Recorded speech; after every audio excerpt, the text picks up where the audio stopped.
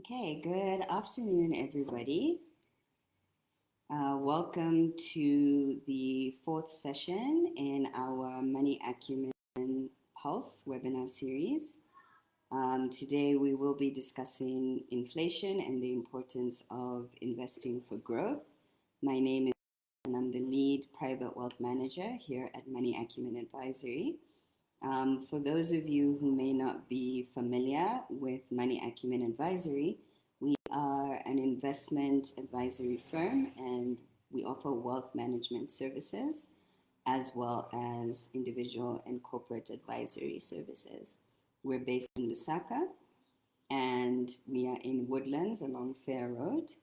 So today's session is part of a webinar series, as I mentioned, called Money Acumen Pulse, where we will be taking you through different topics, weekly, and then it will also move into a twice a month session going forward. But today's session is about inflation and the importance of investing for growth.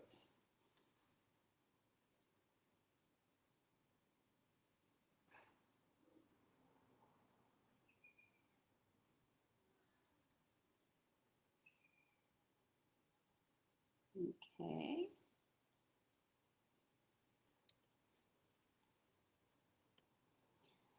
So, what is inflation?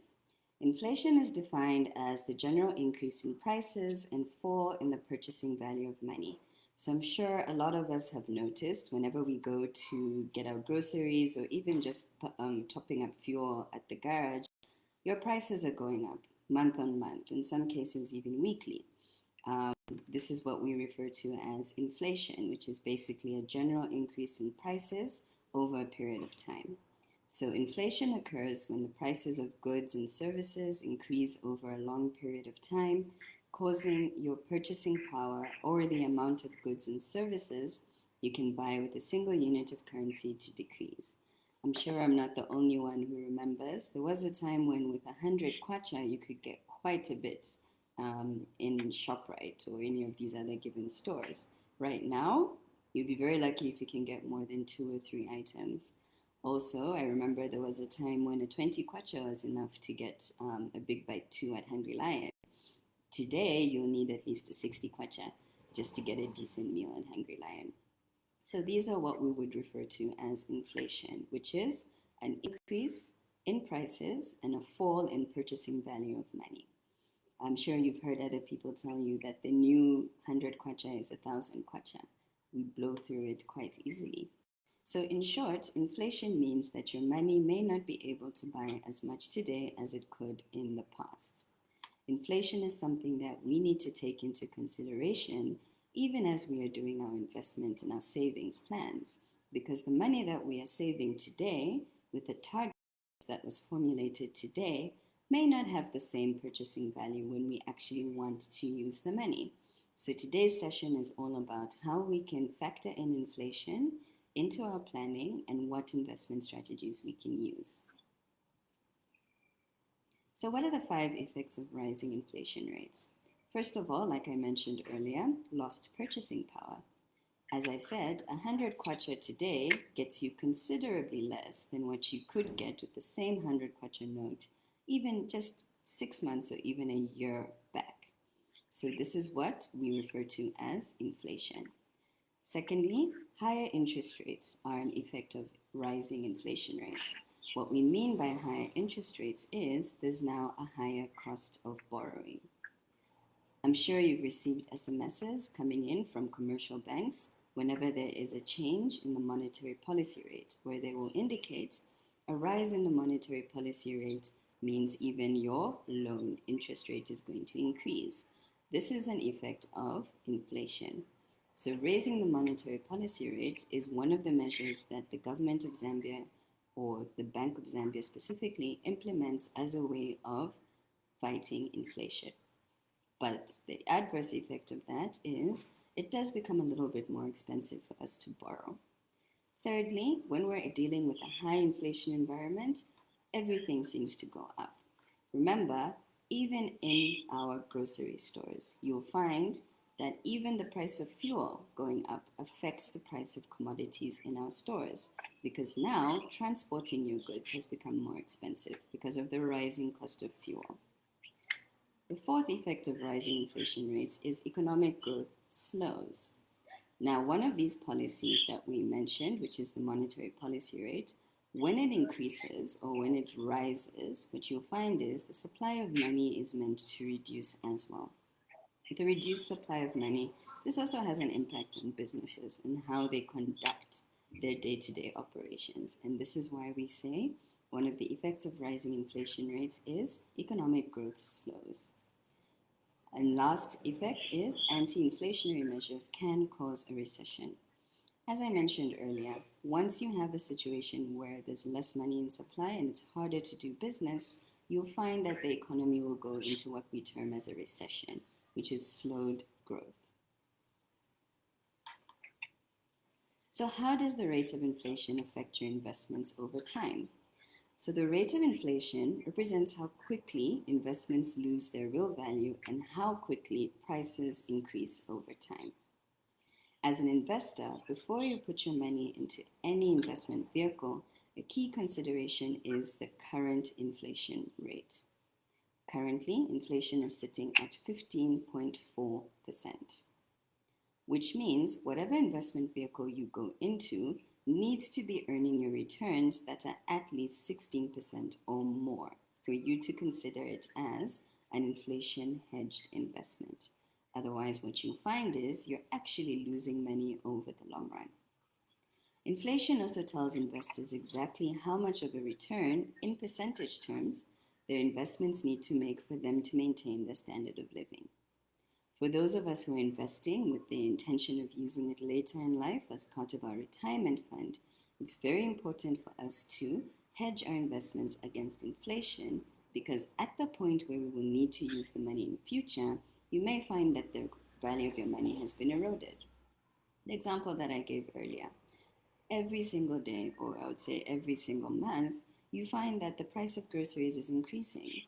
The 100 kwacha that you're saving today may not be able to get you the same bag of groceries that it would have 1 year from now. So rising inflation has a negative effect on the returns of equities and bonds. It also devalues cash. What we mean here is, in instances where you've locked in a bond rate, let's say for argument's sake, you locked in a bond rate at 15%. That bond rate will remain at that 15% for the duration of the bond. In the event that inflation continues to rise and you have inflation that's higher than the 15% you've locked in, you're actually devaluing your money over time. So what investment strategies can we use to beat inflation?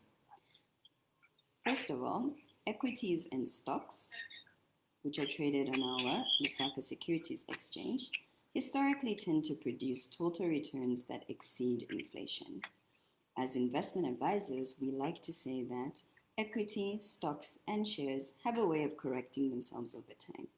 In as much as it may be considered volatile, with upward trends and downward trends, they tend to always outperform inflation. Our local stock exchange, which is the Lusaka Securities Exchange, generally gives average returns in the range of 20 to 22% per annum. And remember, I mentioned that inflation is currently sitting at 15.4%. Having said that, some stocks do better than others at fending off inflation. So even as you are building your stock portfolio, it's very important for you to do your research on the companies that you're investing in. Currently on the Lusaka Securities Exchange, we have about 22 listed companies across different industries. So when you are picking the investment or the stock that you would like to invest your money into, go for companies that generally tend to fare well, regardless of your inflation environment. Hello. Look for companies that are able to give you steady dividend growth. By steady dividend growth, what we mean is being able to consistently receive dividends. Off the top of my head, I can mention that CEC are able to pay their dividends consistently. Zambia Sugar is also quite consistent in terms of their payment of dividends, as well as a few other companies like Chilanga Cement.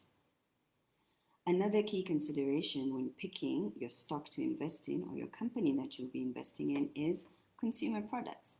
Invest in companies that are able to give you good returns because of the type of products that they deal in.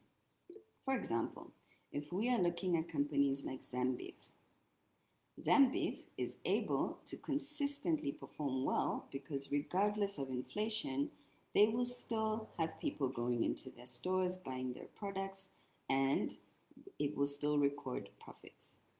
When we look at companies like Zambia Sugar, that's another one where it's a consumable, it's a household good. A lot of us use their products for baking, and it is one of those that, regardless of inflation, we will find a way of including it in our budget. Another market that you can look at is financial companies. What we mean by financial companies here is your commercial banks. Currently, on the Lusaka Securities Exchange, we have two banks listed, Standard Chartered as well as Zanaco. Again, remember in our previous slide, we spoke about how in high inflation, environments, you will also have a higher cost of borrowing. What this means in turn is, as far as each loan that they're offering, the banks are actually making a little bit more bang for their buck. So in terms of the share prices, we do tend to see that they either remain steady during high inflation periods or they tend to have an upward trend as the stock becomes more valuable. Also, a key consideration here when it comes to banks is, regardless of the current inflation environment, we will still open our accounts with these banks. They have salary accounts. They have all range of products that are available, both on an individual, which is a retail basis, and on a corporate basis. Another industry that you can look at for adding into your stock portfolio are energy sector companies. On the Lusaka Securities Exchange, I will lump them together. So we've got energy, oil, and gas. So when we talk about energy, the buzzword right now is alternative energy sources. We're currently dealing with unprecedented levels of load shedding. So at this point in time, a lot of companies are looking into alternative green energy. And one of the leaders in the sector of energy production, or I'll say alternative energy production, is Copperbelt Energy. And I'm sure you've heard it, it's been in the news quite a bit, CEC. So when we look at CEC as a company, they've been very consistent with dividends, and we've also seen that their share price has been on an upward trend. From 7 kwacha 70 ngwe in May of this year, today CEC is trading at 11 kwacha 40 ngwe per share. And this is a very good way for you to add more value to your stock because there is what we refer to as capital appreciation. Capital appreciation in the case of share purchases is basically a situation where when you buy a share for 7 kwacha, 70 ngwe, and let's say you have 100 shares in your portfolio, as the price increases, you find that those same 100 shares now have an increased value of maybe 11,400 kwacha if we are dealing with the current share price of 11 kwacha 40 ngwe. That gain is what we refer to as capital gains and capital appreciation. Another sector that you can look at is, as I mentioned, oil and gas. Currently on the Lusaka Securities Exchange, we have Puma listed. And Puma has also seen quite some impressive gains where they have 142% appreciation in share price year to date. When we talk about real estate is another investment strategy that you can implement to beat inflation. By real estate, I'll focus specifically on residential real estate. Generally, this is seen as a good hedge investment against inflation because as a landlord, you are able to increase your rentals due to higher cost of living. It's one of those variables that you can easily adjust. In a situation where you're not able to outrightly buy property and own it on your own, we do have real estate investment trusts that are available on our capital markets. Real estate investment trusts are a good way of investing in property without outrightly owning the property. So, we do have Real Estate Investment Zambia, which is trading on the Lusaka Securities Exchange. They deal mostly in commercial property and a little bit of residential as well. We also just recently had a real estate investment trust registered under the Lusaka Securities Exchange, where you're even able to invest in dollar. Another investment opportunity that you can look into is government securities, particularly government-backed bonds. So these are typically considered safe investments because, number one, it's a low-risk investment vehicle because it has the full faith and backing of the government. Also, one beautiful thing about government bonds is they offer you certainty in your investment portfolio. We like to refer to them as fixed income securities. The reason that we say it's a fixed income security is once you lock in an interest rate at the time of purchasing your bond, that same interest rate will run up until the maturity. So for instance, if you were to purchase a government bond for 2 years, a 2-year government bond is currently earning you returns of about 17%. That 17% is locked in for the 2-year period up until the bond matures, as opposed to situations where you may have securities that are tied to inflation and may fluctuate. With a government bond, they are actually designed to outperform inflation. The reason that this is so is because this is one way that the government is able to consistently raise money from local investors. So keeping your government bonds earning returns that are higher than inflation is one way of keeping it attractive.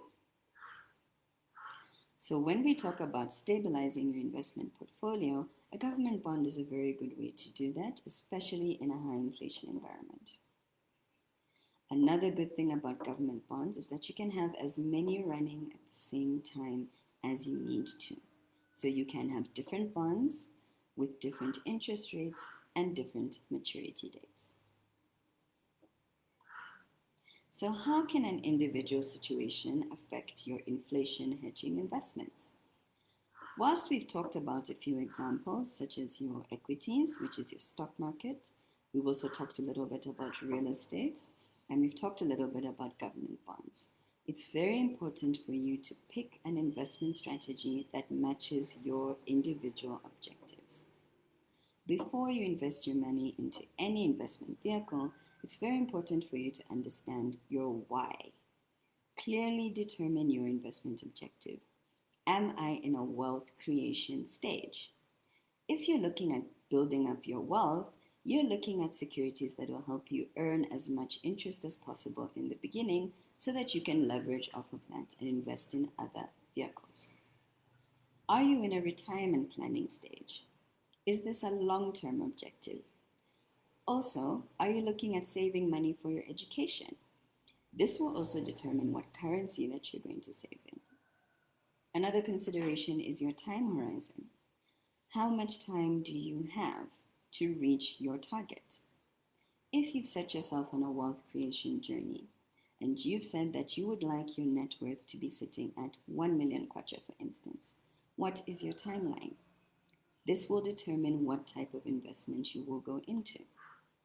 Again, if you're planning for retirement, how many years do you have to go until you are going to retire? This will determine the type of investment that you go into.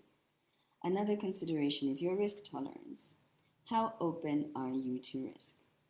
For investors that are more in a low risk band, and by low risk, what we mean is if you could, you would expose your money to as little risk as possible.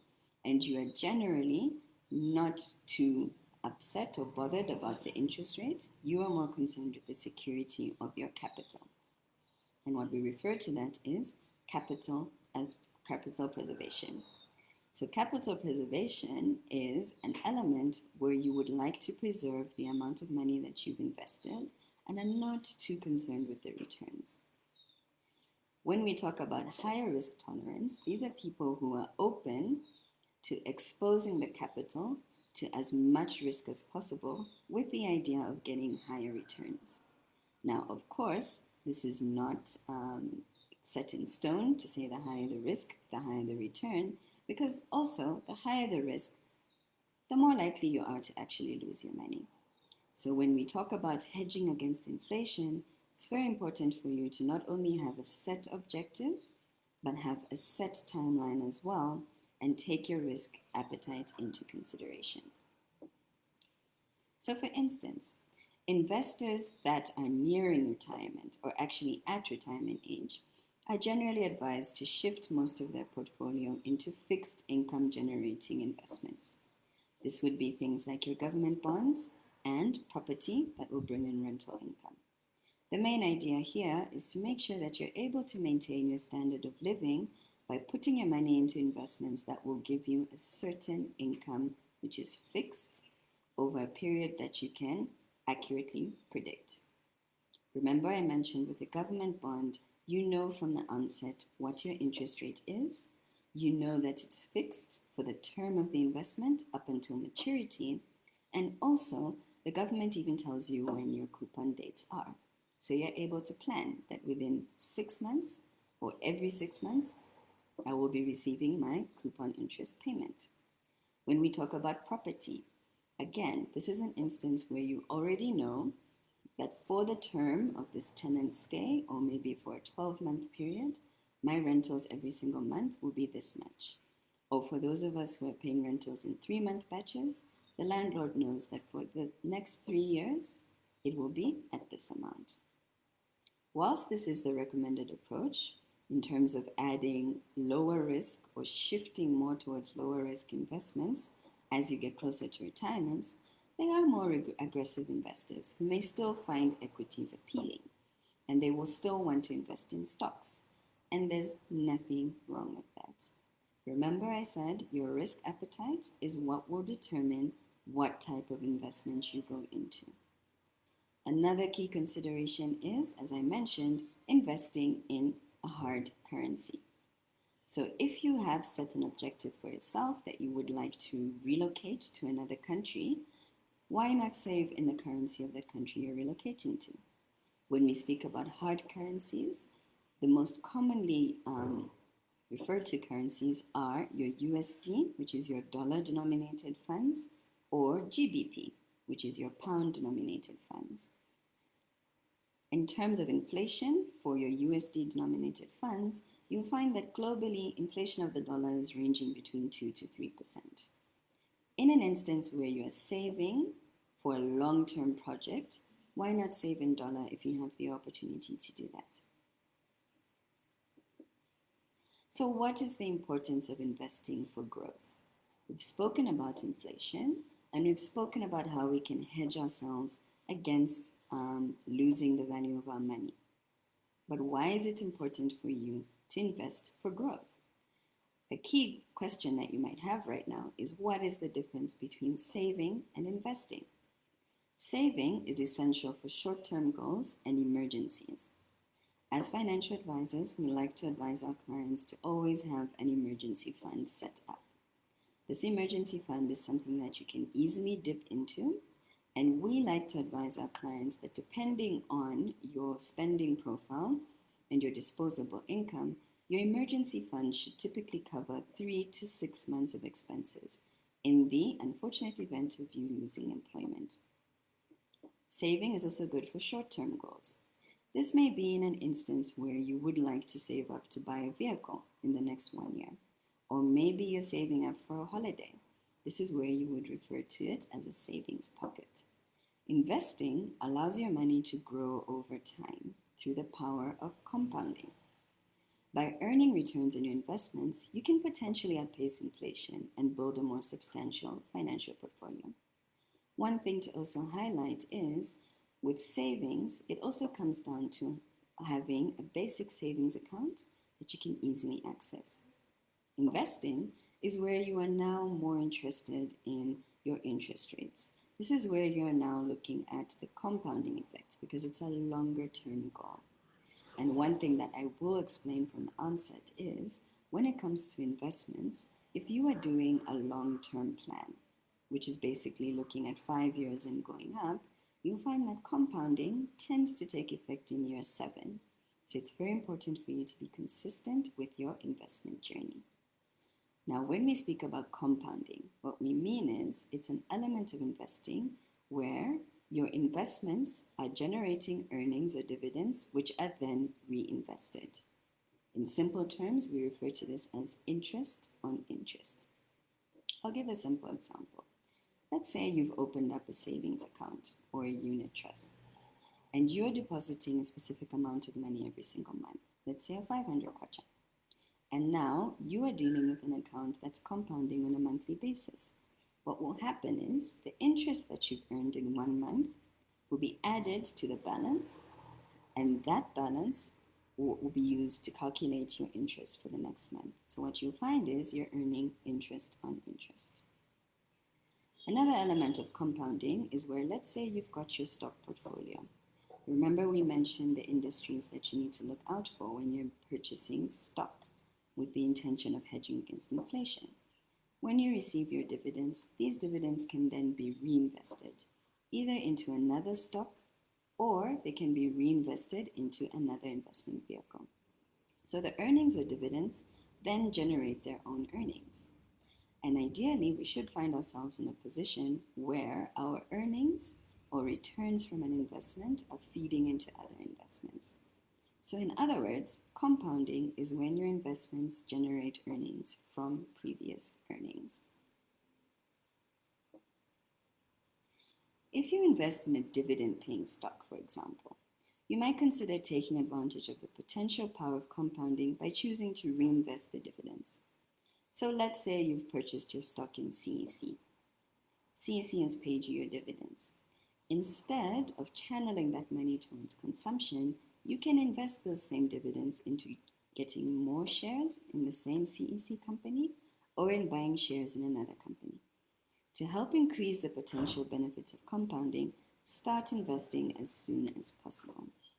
Remember, consistency is the key to building a solid investment portfolio. These benefits will then be reinvested and automatically start earning you more money. So we've spoken a lot today about inflation, and we've given you a basic understanding of what inflation is, what the effects are, and how to hedge against it. And I really hope that this session has been helpful for you. So at this point, I'd like to open it up for any questions or comments.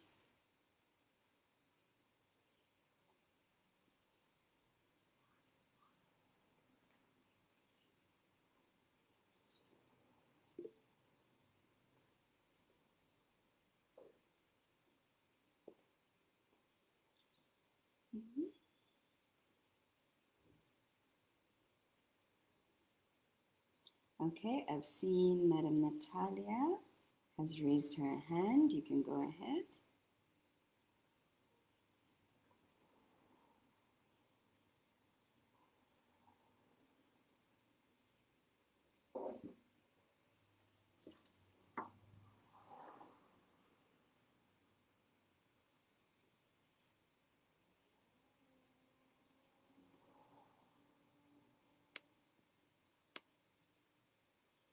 Okay, I have seen a question from 20 Kwacha. Are there any high yield savings accounts that can combat inflation? Okay, so we do have quite a number of fund managers that are available in the local capital markets. What I would advise you to do is to get in touch with us on these contact numbers that are listed there. You can either give us a call or log on to our website. You're able to book an appointment through there, and you can come through. We will run you through all the available high yield saving accounts. We refer to them as unit trusts, and how you can integrate them into your investment plan. But yes, there are quite a number of options that are available. Okay, Madam Natalia, thank you for your question. How are dividends calculated? Okay, So on this one, I would advise you also to book a bonds advisory session. So we do have a session that's specifically about government bonds where we run you through the whole process of how to buy them, how to calculate the dividends, how to reinvest them, and we will be able to give you a detailed answer to this question. And then in terms of dividends, specifically related to stocks, when we're talking about dividends, I'm trying to see how to answer this question. Okay.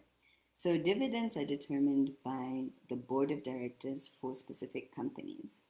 Um, in terms of the actual calculation, I would not be at liberty to explain that. It's something that the board of directors sit based on the profits that are generated. They then decide if they're going to pay dividends or if not.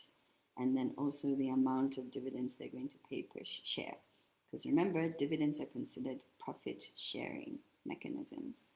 I would advise you to book a session. We do have an introduction to stocks and shares session that we have here at Money Acumen, where we're able to run you through the different companies and how you can plan your investments and your long-term objectives with a stock portfolio in mind.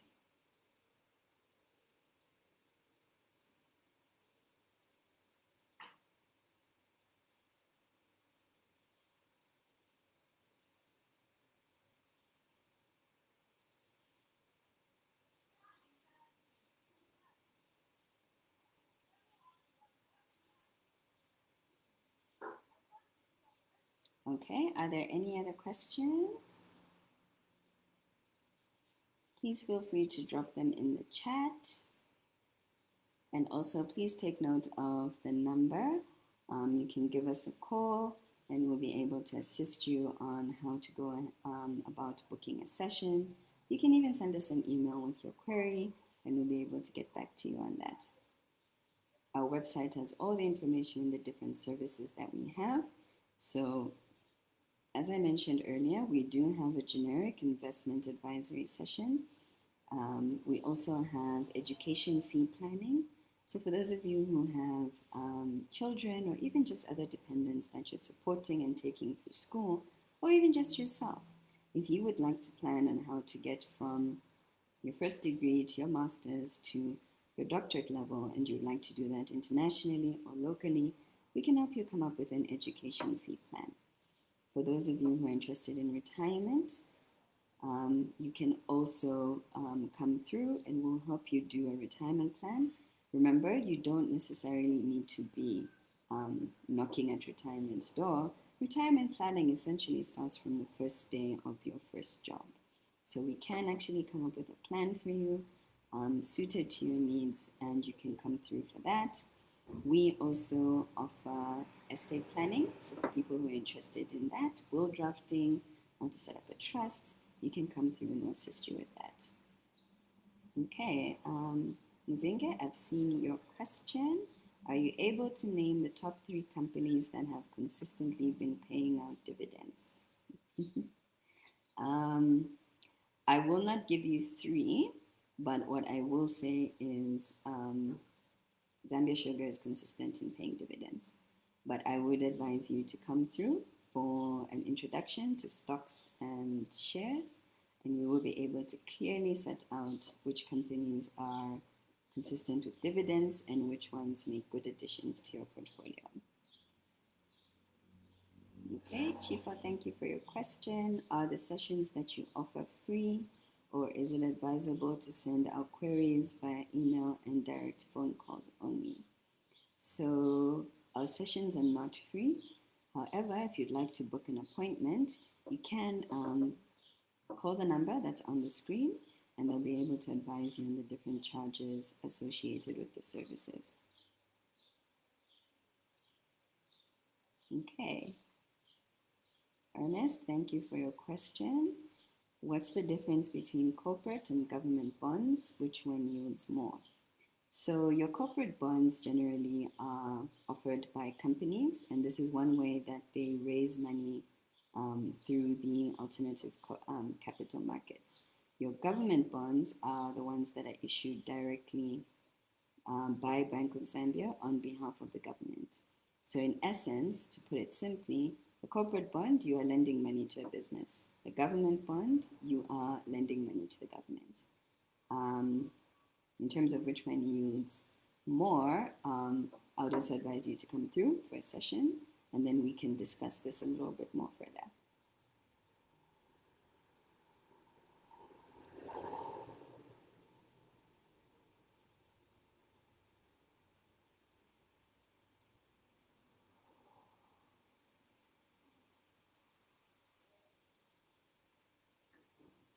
Okay, Trinity, thank you so much. I've seen your comment. Please feel free for those of us who have any more questions, we're still taking them in. You can either post it on our Facebook page. For those of us who are using the meeting link, you can post it in the chat. We're still taking in questions.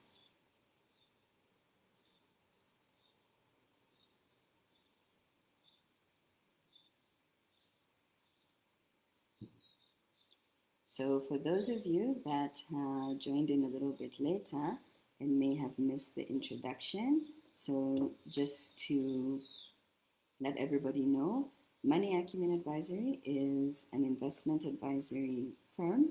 We offer wealth management services as well. And we are based in Woodlands here in Lusaka. And we are here to link you to some of the best investment options available.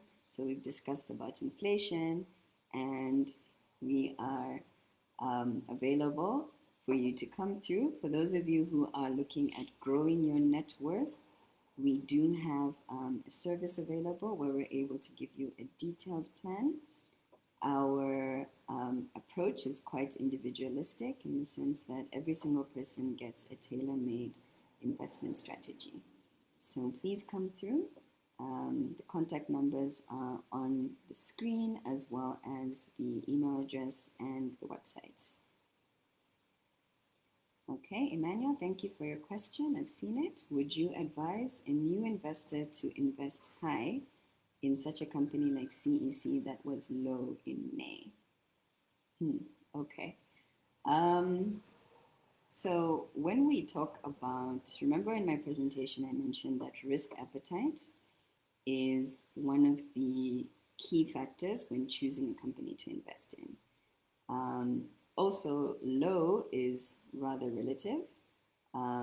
If we look at the growth year to date, CEC has grown by 60%, over 60% actually. The movement from 7 kwacha 17 ngwe to 11 kwacha 14 ngwe happened between May and today. So that's quite a big movement. Again, if you would like a more detailed analysis on this, I would advise you to come through, book a stocks and shares session, and we'll be able to run you all the numbers and see how it fits into your individual investment plan. Chanda, I've seen your question. If I want to become a wealth manager myself, do you offer that kind of training? So what we will do in terms of, we do have a few services that we have lined up. We do have a few trainings. We will be sharing that information. So please like our Facebook page, follow us on socials. We have an Instagram page as well, YouTube channel, and we will be sharing more information. Not particularly on becoming a wealth manager, but we will be sharing more information on how to go about investing. And of course, if you would like to have more information on how to set up an investment portfolio for yourself, please feel free to get in touch with us to book an appointment.